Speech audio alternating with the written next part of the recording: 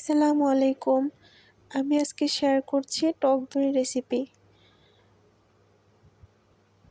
বাড়িতে যে কোনো রান্নায় টক দই ইউজ করার জন্য যদি বাসায় টক দই না থাকে ইনস্ট্যান্ট 10 মিনিটের মধ্যে এই টক দইটা বানিয়ে নিতে পারবেন।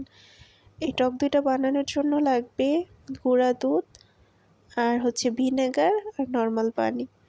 আমি এখানে 1 কাপ পরিমাণ গুঁড়া দুধ নিয়ে নিয়েছি। এখানে মেজারমেন্ট কাপ থাকলে আপনার মেজারমেন্ট কাপের 1 কাপ নিতে পারেন। যেহেতু সবার মেজারমেন্ট কাপ থাকে না সেজন্য আমি 4 কাপ এটা দেখাচ্ছি। আর ঠিক যেই পরিমাণ দুধ নেবেন তার অর্ধেকটা পানি নিতে হবে। এখানে নর্মাল পানিটা ইউজ করতে হবে।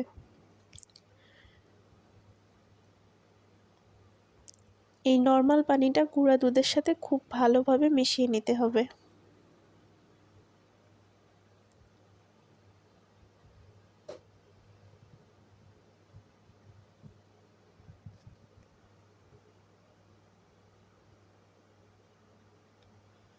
এ পর্যায়ে খুব ভালোভাবে মেশাতে হবে যেন কোনো রকম দলা পেকে না থাকে। তারপর আমি এখানে যে গুরুত্বপূর্ণ উপকরণটা সেটা হলো ভিনেগার।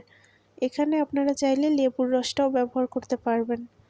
আমি এখানে 1/3 কাপ পরিমাণ ভিনেগার নিয়ে নিচ্ছি। যে পরিমাণ দুধ তার 3 ভাগের 1 ভাগ ভিনেগার নিতে হবে।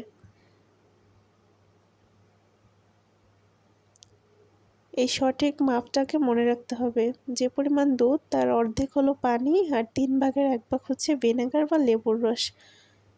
দেন এটাকেও খুব ভালোভাবে মিক্সড করে নিতে হবে যেন কোনো বাবলস না থাকে।